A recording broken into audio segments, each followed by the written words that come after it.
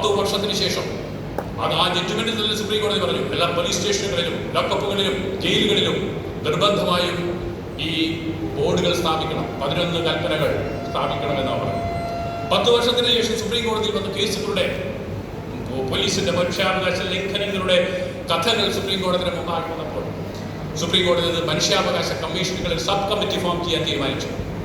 മനുഷ്യാവകാശ കമ്മീഷനിലെ കേരളത്തിൽ അത് മെമ്പറായിരുന്ന നമ്പൂരി സാറിൻ്റെ സുഹൃത്തായിട്ടുള്ള അദ്ദേഹം അതിന് മെമ്പറായിരുന്നു. അദ്ദേഹത്തെ ചെയർമാനാക്കിക്കൊണ്ടുള്ള കമ്മീഷനിൽ ഞാനും അതിൽ ഉണ്ടായിരുന്നു. എറണാകുളത്തെ പോലീസ് സ്റ്റേഷനുകളിലേക്ക് ഞങ്ങൾ പിന്നെ പരിശോധന നടത്തി.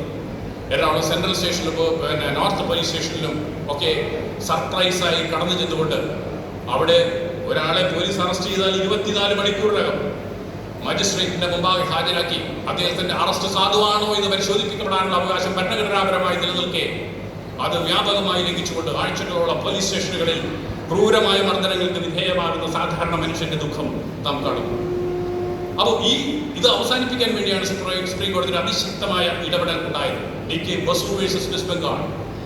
അപ്പോൾ അങ്ങനെയാണ് അതപ്പോൾ ഇത് പലതരത്തിലും അന്നത്തെ മനുഷ്യാവകാശ കമ്മീഷന്റെ ഇൻവെസ്റ്റിഗേഷൻ ഓഫീസറായ പിന്നീട് ജേക്കബ് പന്നൂസ്, അദ്ദേഹം പിന്നീട് DGP ആയി സംസ്ഥാനത്തെ DGP ആയിരുന്നു. അദ്ദേഹം എല്ലാ പോലീസ് സ്റ്റേഷനുകളിലേക്കും സുപ്രീം കോടതി ഈ പറഞ്ഞ DK Basu versus west Bengal എന്ന പേരുള്ള ഈ വിധി നടപ്പാക്കുന്നതിന്റെ വിശദാംശങ്ങൾ നൽകണമെന്നത് ഈ സംസ്ഥാനത്തെ 1000 പോലീസ് സ്റ്റേഷനുകളിലേക്കും അദ്ദേഹം സർക്കുലർ അയച്ചു.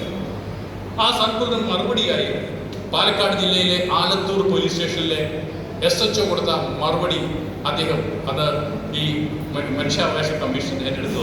ആ മറുപടിയിൽ ഇങ്ങനെയാണ് പറയുന്നത്, ഈ DK Basu versus west Bengal എന്നു പേരുള്ള ആരെയും തന്നെ അറസ്റ്റ് ചെയ്തിട്ടില്ല സർ എന്നാണ്.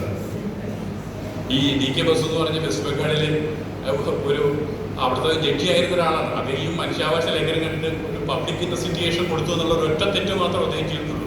അതിലാണ് അവസാന സുപ്രീം കോടതി വിധി പറയുന്നത്. ഈ പറയുന്ന ആലത്തൂർ പോലീസ് സ്റ്റേഷനിൽ SHO പറയുന്നത് ഈ DK ബസുവിനെ അറസ്റ്റ് ചെയ്തിട്ടില്ല, അങ്ങനെ ഒരാളെ ഞങ്ങൾ അറസ്റ്റ് ചെയ്തിട്ടില്ല. അപ്പൊ ഇനിയിപ്പോ ഈ ജേക്കബ് പന്നൂസ് കുറച്ചുകൂടി ശക്തമായി ആവശ്യപ്പെടുകയായിരുന്നെങ്കിൽ ഏതെങ്കിലും ഒരു തങ്കപ്പനെ പിടിച്ചിട്ട് പിടിച്ചിരുന്ന് 2 ഇടി കൊടുത്തിട്ട് DK ബസ് ആണെന്ന് പറഞ്ഞോളൂ ചോദിച്ചു കഴിഞ്ഞാൽ എന്ത് പറഞ്ഞു കൊണ്ടുപോകുന്ന ഒരു സാഹചര്യം വരുമായിരുന്നു. ഇത്രമാത്രം രാജ്യത്തെ പരമോന്നത നീതിപീഠം വിധി പറഞ്ഞിട്ട് 10 വർഷം പൂർത്തിയായി. അതിൽ ഞാനൊരു ഉത്തരവാദിയാണ്. കാരണം ഈ പോലീസ് ട്രെയിനിങ് കോളേജ് അക്കാഡമിയിൽ ഞാനൊരു ഫാക്കൽറ്റിയാണ്. അപ്പോൾ അവരെ പഠിപ്പിച്ചത് ആര് എന്ന് നമ്മൾ പറയില്ല. ഇത് ആരാണ് അതിനെ പഠിപ്പിച്ചത്? ഈ പോലീസിന്റെ ലൈസൻസ് തന്ന ആരാന്നൊക്കെ ചോദിക്കുന്ന പോലെ അവരോട് ചോദിക്കേണ്ടത് നിന്റെ ആരാണ് ക്ലാസ് എടുത്തതെന്ന് ചോദിച്ചാൽ അവർ എൻ്റെ പേര് കൂടി പറയും.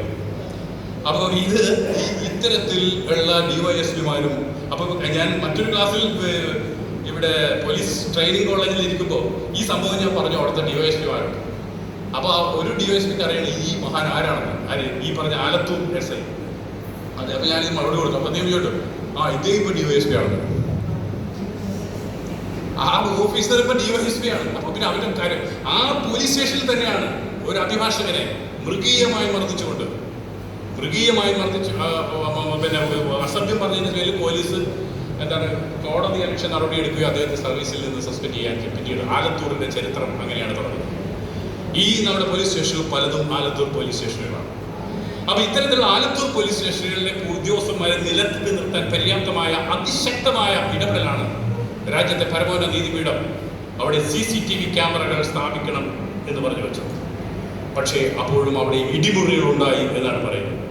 പല ഈ ക്യാമറകളും പ്രവർത്തിക്കുന്നില്ല എന്നാണ്. ഒരു സമീപകാലത്ത് നടന്ന ഒരു സംഭവം 3 വർഷത്തെ വിവരാവകാശ പോരാട്ടത്തിനൊടുവിൽ വിവരാവകാശ കമ്മീഷന്റെ ഇടപെടലിനെ തുടർന്നാണ് ആ CCTV പുറത്തു വന്നത്, അല്ലെ? ആ ഫുട്ടേജ് പുറത്തു വന്നു. അങ്ങനെയാണ് ആ ഉദ്യോഗസ്ഥൻ സസ്പെൻഡായി. 3 വർഷം ആ രേഖയ്ക്ക് വേണ്ടി അദ്ദേഹം നടക്കേണ്ടി വന്നു.